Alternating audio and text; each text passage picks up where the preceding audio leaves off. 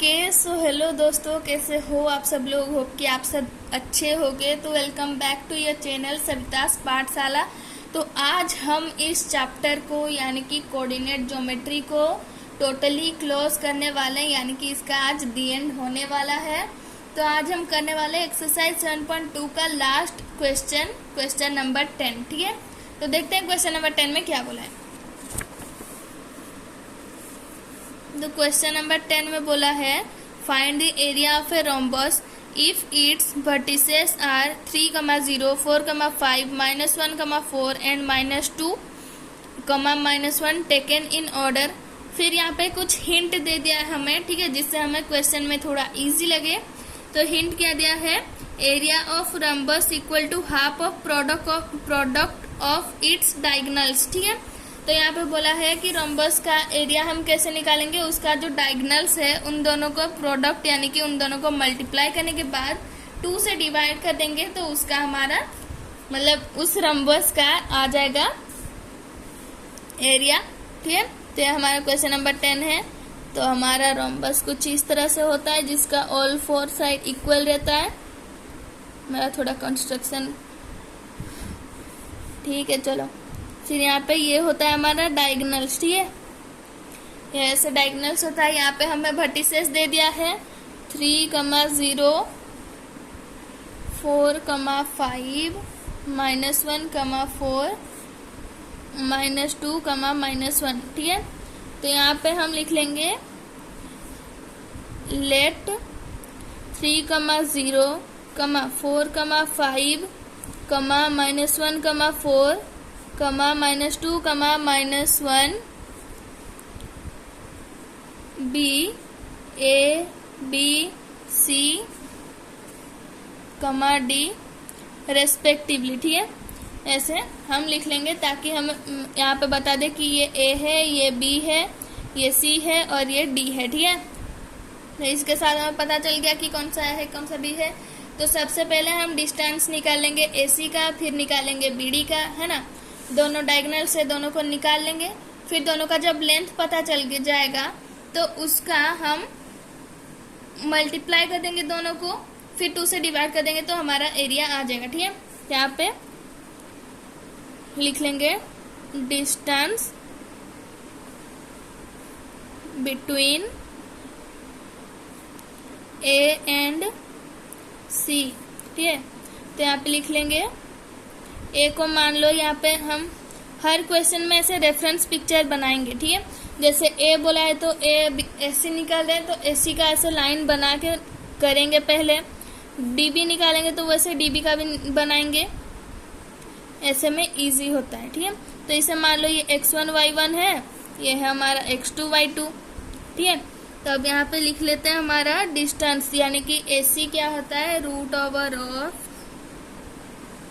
x2 - x1 का whole square plus y2 - y1 का whole square. ठीक है, तो यहाँ पे लिख लेंगे x2 क्या है हमारा -1 है और x1 क्या है हमारा, x1 है हमारा 3 है, यानी कि बट पहले यहाँ पे माइनस तो -3। ठीक है, प्लस y2 क्या है हमारा 4 है, y1 क्या है हमारा 0 है, -0 का होल स्क्वायर। ठीक है, यहाँ पे हम ऐसे √ओवर डाल दिए तो ये कितना बन गया हमारा -4 बन गया, -4 का स्क्वायर प्लस ये बना हमारा 4 का स्क्वायर।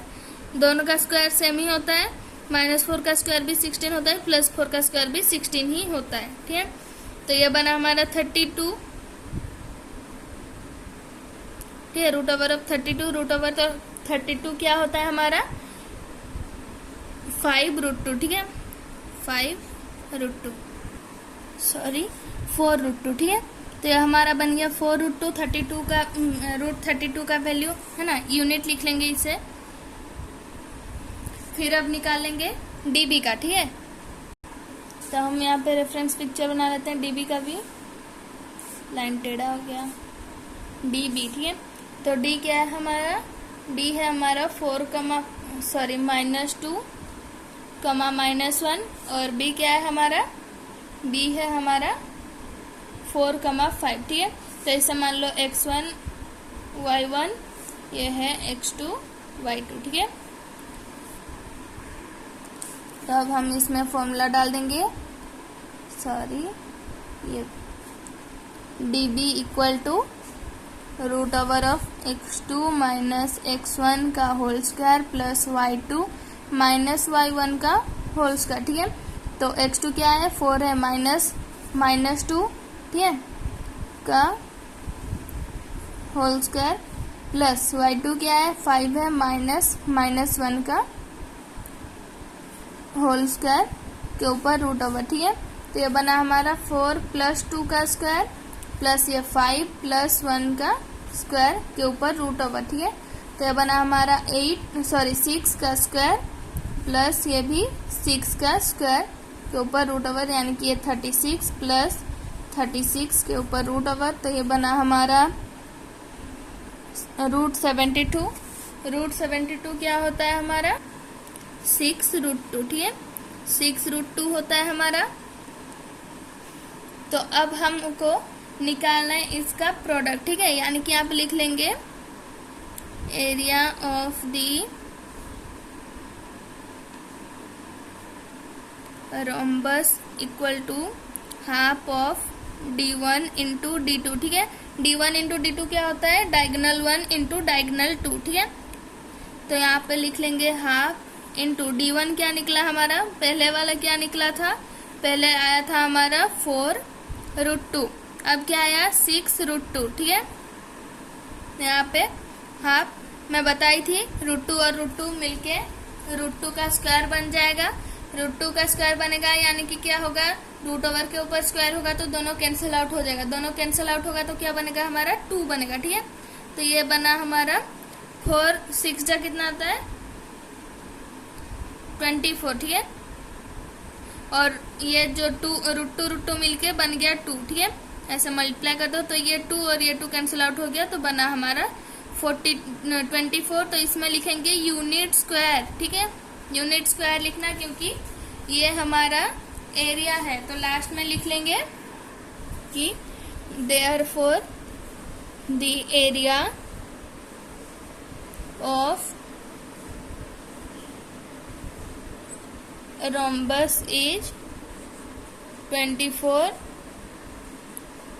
Unit square. ठीक है, यूनिट स्क्वायर लिखना है ऐसे, नहीं तो मार्क्स कटेंगे। तो इसी के साथ हमारा ये चैप्टर भी होता है कंप्लीट। तो मिलते हैं अगली वीडियो में जिसमें हम नेक्स्ट चैप्टर का यानी कि हमारा स्ट्रेटेजी वीडियो देख लेना, अगर नहीं देखे हो या फिर याद नहीं है कि इसके बाद कौन सा चैप्टर है तो देख लेना, उसी के हिसाब से ही हम अब तक चल रहे हैं, आगे भी चलेंगे। और 7 महीने के अंदर हम पूरा बुक कंप्लीट करके फिर रिवाइज करेंगे और लास्ट में हम एग्जाम के टाइम में लाइव क्लासेस भी लेंगे।